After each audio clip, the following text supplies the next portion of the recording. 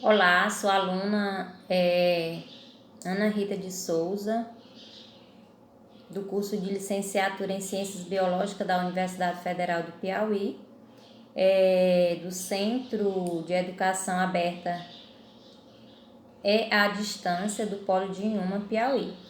Sou aluna estagiária e vou falar das plantas. As plantas pertencem ao reino vegetal e têm uma participação fundamental na cadeia alimentar. Ela se divide em raiz, caule, folha, flor e fruto. A raiz é um órgão responsável pela fixação do vegetal e pela absorção de água e sais minerais que se encontram no ambiente ao seu redor. Alguns vegetais possuem adaptações em suas raízes, como o milho, por exemplo, tem um tipo de raiz aérea que oferece maior suporte para a fixação no solo, chamada de raiz escória. Podemos observar aí a raiz do milho, ela fica um pouco fora do solo.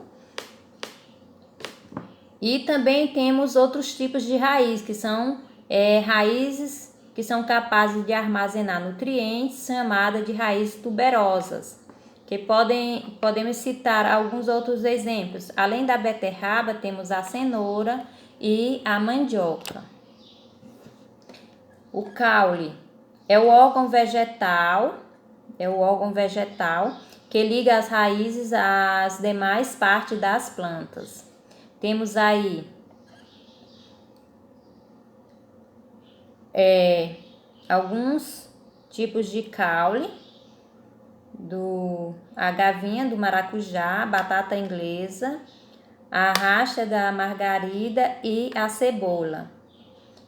A maioria das árvores possui caule aéreo, chamado de tronco. Algumas plantas apresentam um caule verde, fino e flexível, chamado de haste, como é o caso da margarida. As plantas, popularmente chamada de trepadeira, possui caule aéreo com estruturas que se permitem enrolar-se em superfície. Esse tipo de caule é chamado de garvinha e está presente, por exemplo, no maracujá. Um exemplo de caule subterrâneo temos a batata inglesa. Esse vegetal armazena o quê? Armazena nutrientes ao seu caule, o qual é chamado de tubérculo. A cebola é outro tipo de caule subterrâneo, chamado de bulbo, diferente de tubérculo. O bulbo tem uma pequena porção compactada e acompanhada por folhas modificadas. Temos as folhas. É nas folhas que ocorre a fotossíntese, processo no qual as plantas produzem seu próprio alimento. Podemos observar aí as folhas de um feijoeiro e da roseira e também a planta carnívora. De maneira geral, a estrutura básica das folhas é composta por limbo, como podemos observar na imagem, de nervura e de pecíola. O limbo é a parte que tem o formato de lâmina, recoberta por uma camada cerosa chamada de cutícula, que impermeabiliza a folha e evita a perda de água para o ambiente. Alguns caules também ele possui a cutícula.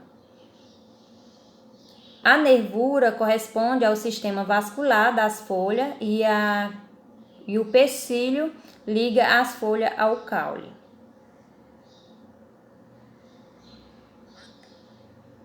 As folhas podem ser simples, formada por uma lâmina sem divisões, ou composta, formada por diversas divisões. Os folíolos como os folíolos. Algumas possuem modificações, como a folha de plantas carnívoras, que permite a captura de insetos, como podemos observar aí a planta carnívora capturando um inseto. Temos também a nutrição dos vegetais. Eles precisam de água e sais minerais, gás carbônico e luz para se desenvolver adequadamente. O processo que se relaciona à nutrição dos vegetais são a absorção de água e sais minerais, a produção de carboidratos por meio da fotossíntese e a condução desses compostos. A gente vai ver aí a divisão da absorção e da condução. A absorção a água é essencial a qualquer ser vivo e nas espécies vegetais. Além de ser importante para o transporte de sais e nutrientes, é necessário para a fotossíntese. Para as espécies vegetais, além de ser importante para o transporte de sais e nutrientes, é necessário para a fotossíntese.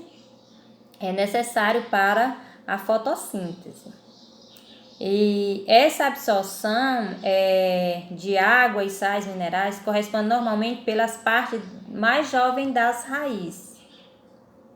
raízes.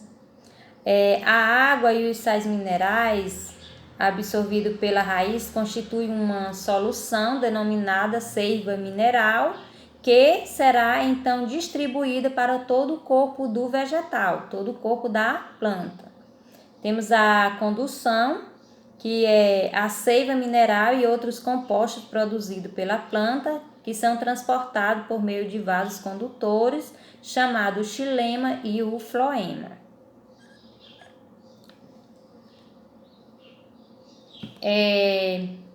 O xilema atua no transporte da seiva mineral, que foi absorvido pela raiz, e para as demais partes da planta. Já o floema transporta os nutrientes do resultante do processo de fotossíntese para todas as células da planta. E temos também a célula guarda. Essa célula guarda ela é responsável pela abertura e o fechamento dos estômatos. A parte da água absorvida pelas raízes é liberada para o ambiente na forma de vapor pelos estômatos, estruturas presentes no limbo das folhas, e que também possibilita a troca de gás e oxigênio e gás carbônico da planta com o ambiente. Esses estômatos possuem duas células que realizam a abertura e o fechamento, como foi falado, né? Que é essa célula guarda.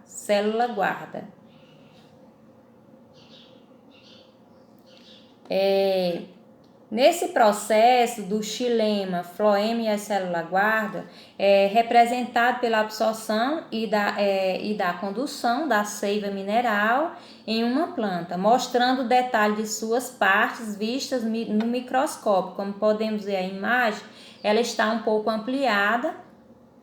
E aí, na primeira, de baixo para cima, podemos observar a primeira imagem, que é a água e os sais minerais que são absorvidos pelo solo e pelas raízes.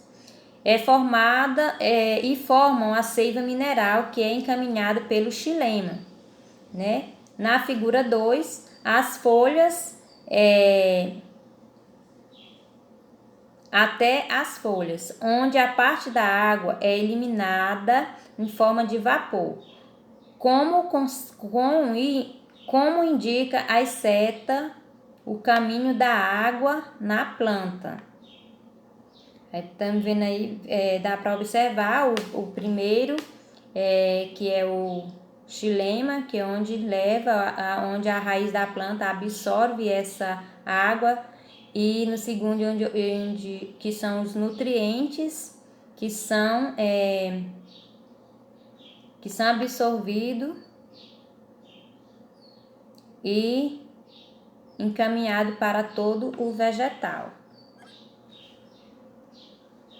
Temos aí a fotossíntese, é um processo realizado por vegetais, algas e cianobactérias, que utilizam o gás carbônico e a água na presença de luz para produzir carboidratos, que são os açúcares, que serão utilizados como fonte de energia pelo organismo para liberar o gás e o oxigênio no ambiente. Na imagem podemos observar que isso acontece quando a luz incide no cloroplasto, parte de sua energia é captada pela clorofila e um pigmento verde que confere essa cor aos vegetais.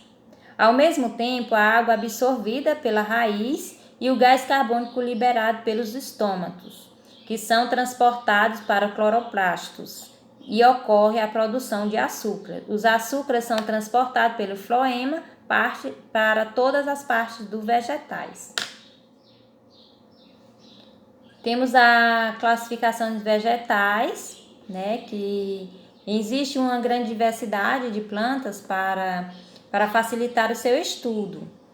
Elas foram agrupadas no reino vegetal de acordo com algumas características, que é o que vamos ver agora, que é a briófita, que são normalmente encontradas em locais úmidos e possuem, em sua maioria, parte pequena, como poucos centímetros de altura.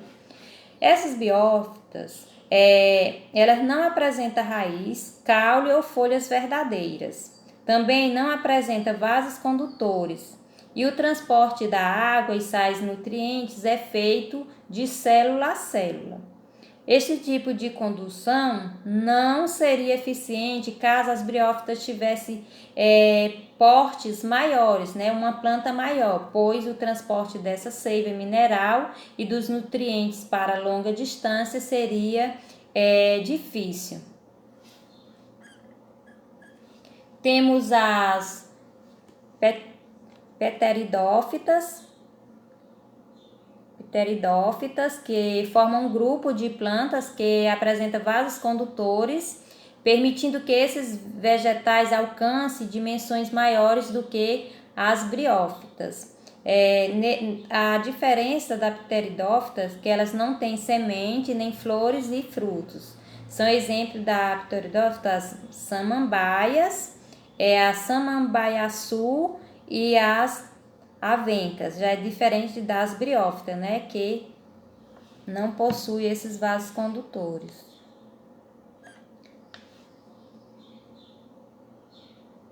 As gimnospermas são vegetais que possuem vasos condutores e sementes, já são diferentes, né? Os vegetais apresentam gametas, células reprodutoras, a masculina e feminina, que irão se unir, formar um zigoto, o qual se desenvolverá um novo indivíduo. No caso das gimnospermas, então, estão presentes grão de pólen, estruturas que contêm gametas masculinos e que normalmente são transportados pelo vento. As araucárias que são comuns na região do Brasil, na região sul do Brasil, são exemplos de sementes das araucárias, conhecida popularmente como pinhão, utilizada vários pratos e são utilizados por vários pratos típicos na região. Temos as geospermas, representa a maioria das espécies atuais de plantas e possui a maior diversidade em relação aos demais grupos vegetais. Esse domínio está relacionado ao sucesso reprodutivo do seu grupo, obtido pela presença de flores e frutos. Estruturas que se encontram somente nas angiospermas. As flores da angiosperma são seus órgãos reprodutivos e possuem várias formas, cores e tamanho. Além de poder exalar diferentes odores, Parte dessas adaptações está relacionada à atração de animais que auxilia na dispersão dos grãos de pólen e em algumas espécies. Esses animais chamados de polinizadores e se alimenta de néctar das flores e acidentalmente entra em contato com o grão de pólen que se fixa no seu corpo.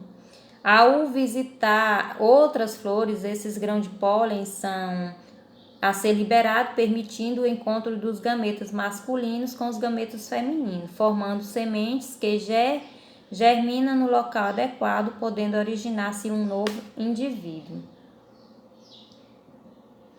Temos a referência do livro de ciência do 7º ano e obrigada.